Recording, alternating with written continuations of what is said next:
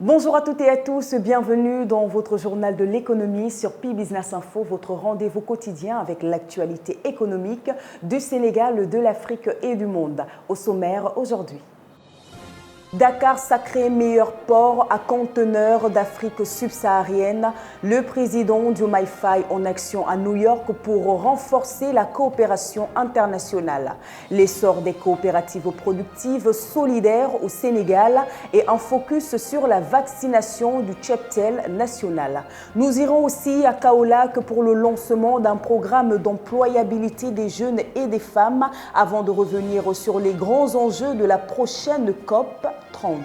Enfin, à l'international, en Côte d'Ivoire, 27 millions de dollars pour une usine de transformation d'anacarde.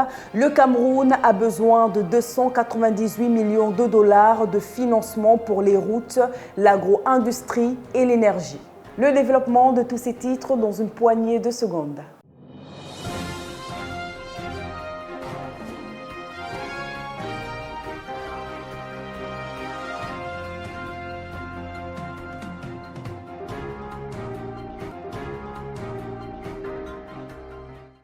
Débutons ce numéro du journal de l'économie par l'actualité locale. Le président Diomaye Faye renforce la diplomatie économique à New York. En marge de l'Assemblée générale des Nations unies, le président Bassirou Diomaye Faye a multiplié les rencontres de haut niveau. Avec la présidente du CIO, il a discuté des préparatifs des Jeux olympiques de la jeunesse Dakar 2026.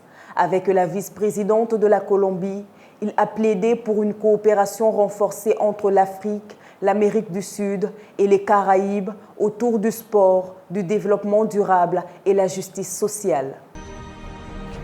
Toujours à New York, le chef de l'État s'est entretenu avec les géants de l'économie mondiale, notamment le PDG de DP World, le patron de Cosmos Group et la vice-présidente de la Fondation Buffett.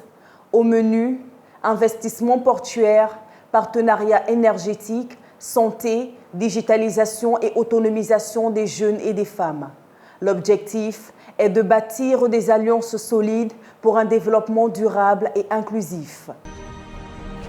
Dakar sacré meilleur port d'Afrique subsaharienne. Bonne nouvelle pour l'économie sénégalaise. Dakar est désormais classé meilleur port à conteneurs d'Afrique subsaharienne en 2024, après un score négatif en 2023. Le port enregistre une progression spectaculaire grâce aux investissements dans les infrastructures et la logistique. Une performance qui illustre la place grandissante du Sénégal comme hub stratégique en Afrique de l'Ouest. Parlons à présent des importations d'oignons au Sénégal qui sont enregistrées jusqu'en décembre 2025. Ainsi, malgré une production record cette année, le stock local ne suffit pas à couvrir la demande. Pour éviter les pénuries et stabiliser les prix, le gouvernement ouvre le marché aux importations jusqu'à la fin de l'année. Notre reporter Abdoulaye Bari nous en dit un peu plus. L'oignon, légume star des assiettes sénégalaises, reste le plus cultivé et le plus consommé du pays. En 2025, la production nationale a atteint un record estimé à 450 000 tonnes, de quoi assurer l'autosuffisance du moins pour les 9 premiers mois de l'année. Mais avec l'épuisement des stocks locaux, le gouvernement vient de trancher. Les importations d'oignons seront autorisées du 19 septembre au 31 décembre 2025. Objectif, garantir un approvisionnement régulier et éviter la flambée des prix sur le marché intérieur.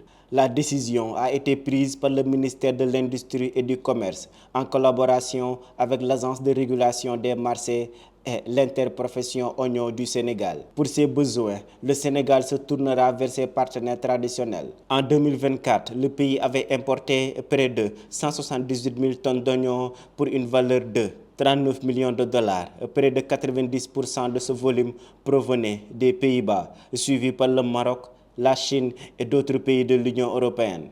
Une ouverture temporaire des frontières qui illustre un paradoxe. Malgré une production record, la demande sénégalaise dépasse encore l'offre locale. Le défi reste entier. Renforcer la conservation et la transformation pour tendre vers une véritable autosuffisance toute l'année. Dans le cadre de la coopération, l'Arabie saoudite alloue plus de 278 milliards de francs CFA au Sénégal, 27 programmes financés et de nouveaux projets en cours dans les infrastructures, le transport, l'énergie, la santé, l'éducation. Abdoulaye Bari s'est penché sur le sujet. Au Sénégal, la coopération avec l'Arabie saoudite franchit un nouveau cap. Plus de 278 milliards de francs CFA ont déjà été mobilisés à travers 27 accords de prêt pour soutenir des programmes de développement depuis le début de ce partenariat stratégique. L'annonce a été faite à Dakar par le ministre de l'économie, du plan et de la coopération, Abdourahmane Sarr, lors de la célébration de la fête nationale d'indépendance saoudienne. Aujourd'hui, le Fonds saoudien de développement participe activement au financement de 4 projets majeurs au Sénégal pour un montant global de 95,1 milliards de francs CFA. Une grande partie est destinée aux infrastructures et au transport, mais aussi au développement communautaire avec le programme d'urgence de développement communautaire. Autre symbole fort, la coopération s'étend au secteur de l'eau avec la réévaluation de l'accord entre la SONES et Agua Power pour la construction d'une usine de dessalement d'eau de mer sur la Grande Côte. Le Sénégal entend désormais diversifier et renforcer cette coopération stratégique en l'adaptant à ses ambitions économiques. Une nouvelle étape sera franchie en octobre prochain lors du Forum Invest in Sénégal où l'Arabie saoudite sera l'invité d'honneur. En bref, dans l'actualité locale, délivrance de certificats de chômage. La direction de l'emploi au Sénégal a annoncé la mise en place d'un certificat de chômage. Les demandeurs devront fournir une pièce d'identité, une déclaration sur l'honneur légalisé, un certificat de résidence et une demande manuscrite adressée au directeur de l'emploi. Une mesure administrative qui vise à mieux encadrer et documenter la situation des demandeurs. 570 coopératives productives solidaires au Sénégal. Depuis leur lancement en mars dernier, 570 coopératives productives solidaires ont été recensées dans tout le pays. Ces structures, qui reposent à 80% sur l'agriculture, l'élevage et la transformation, sont majoritairement dirigées par des femmes. Elles illustrent l'ancrage du Sénégal dans une économie sociale et solidaire inclusive et participative. Vers la création d'un ordre national des travailleurs sociaux. Le processus de mise en place d'un ordre national des travailleurs sociaux se poursuit. Un atelier a validé le rapport final du Code de déontologie. Ce projet vise à donner un cadre officiel et reconnu à une profession essentielle pour la protection des enfants et des populations vulnérables. COP30, l'Afrique de l'Ouest harmonise ses positions. À Dakar, les négociateurs de la CEDEAO et de l'UEMOA préparent une position commune pour la COP30 au Brésil. L'objectif est clair, obtenir davantage de financement pour l'adaptation climatique, l'opérationnalisation du Fonds sur les pertes et dommages et la transparence des engagements internationaux. 95% du cheptel national vacciné en 2025. Le ministre de l'Agriculture a annoncé que plus de 95% du cheptel national a été vacciné cette année. Une avancée qui contribue à la baisse de la mortalité animale et à l'amélioration de la productivité. Cependant, des défis subsistent, notamment dans la vaccination de la volaille, freinée par le manque de vaccins. Kaolack, employabilité des jeunes et des femmes. À Kaolack, l'ANPEJ a lancé un programme de renforcement de l'employabilité des jeunes et des femmes doté d'une enveloppe de 20 millions de francs CFA. Formation technique, accompagnement et remise de kits de démarrage sont prévus pour favoriser l'insertion professionnelle dans cette région carrefour à fort potentiel. Ouvrons cette page internationale par cette question. Quels sont les 10 pays africains les plus attractifs pour les investisseurs étrangers en 2025? Pour répondre à cela, notre reporter Abdoulaye Bari s'est intéressé au sujet. Quelques surprises. Quels sont les pays africains qui séduisent le plus les investisseurs étrangers en 2025? Le classement vient de tomber et il réserve des surprises. Selon le Global Attractiveness Index 2025, publié par le cabinet italien The European House Ambrosity, 3 pays se détachent nettement: l'île Maurice, l'Égypte et l'Algérie. Ce sont les seules économies africaines considérées comme moyennement attractives, un niveau encore loin des standards mondiaux mais suffisant pour attirer les grandes multinationales. Leader continental, Maurice occupe le 76e rang mondial avec de bonnes performances dans le dynamisme économique, l'innovation et l'efficacité des politiques publiques. L'Égypte et l'Algérie suivent de près au 78e rang mondial. Derrière ce trio, on retrouve le Maroc, la Côte d'Ivoire et le Botswana, suivi de l'Afrique du Sud, du Sénégal, du Rwanda et enfin des Seychelles qui ferment le top 10 africain. Ces pays se distinguent grâce à la stabilité de leur économie, à leur ouverture aux échanges internationaux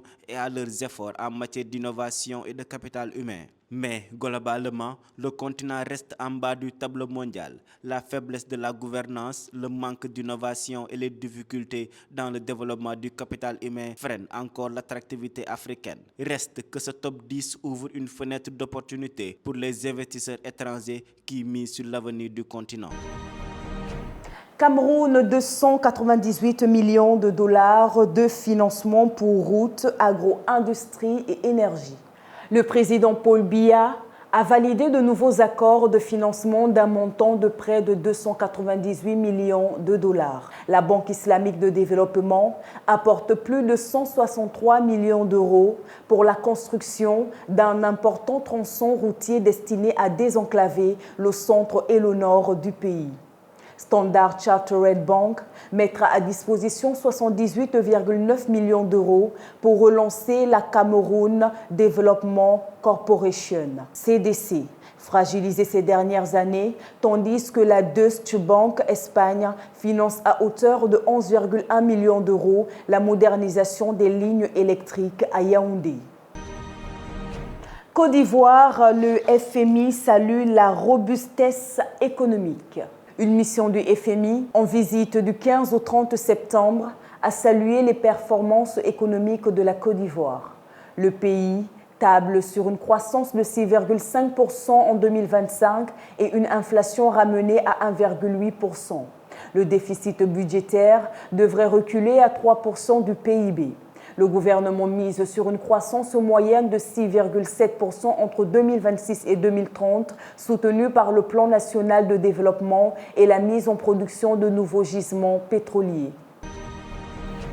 Diaspora, la fintech nigériane Paga débarque aux États-Unis.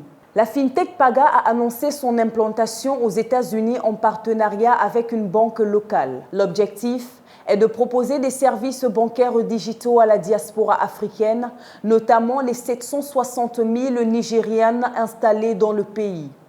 La plateforme permettra d'ouvrir des comptes en dollars et de faciliter les transferts vers l'Afrique.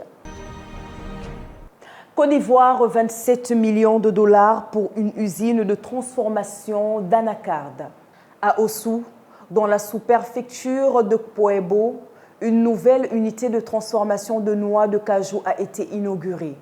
Fruit d'un investissement de près de 27 millions de dollars d'une négociation singapourien Robuste International. L'usine pourra traiter 37 000 tonnes par an. La Côte d'Ivoire, premier producteur mondial d'anacarde, renforce ainsi sa capacité de transformation locale avec l'objectif de transformer 50% de sa production nationale dès cette année. Egypte Nex Metal vise un gisement aurifère de 226 tonnes. La junior minière australienne Nex Metal s'installe en Égypte où elle prend le contrôle opérationnel du projet North Enei. Avec un potentiel estimé à 226 tonnes d'or, ce projet marque une nouvelle étape dans l'ouverture du pays aux investisseurs miniers internationaux. Nex Metal financera les travaux d'exploration et vise à lancer une production industrielle aux côtés de ses partenaires locaux. Énergie verte, la GEAPP veut mobiliser 7,5 milliards de dollars. La Global Energy Alliance for People and Planet, GEAPP, soutenue par la Fondation IKEA, la Fondation Rockefeller et la Bezos Earth Fund, cherche à lever 7,5 milliards de dollars pour financer son plan 2026-2030. L'objectif est d'accélérer l'électrification verte en Afrique, en Asie et en Amérique latine.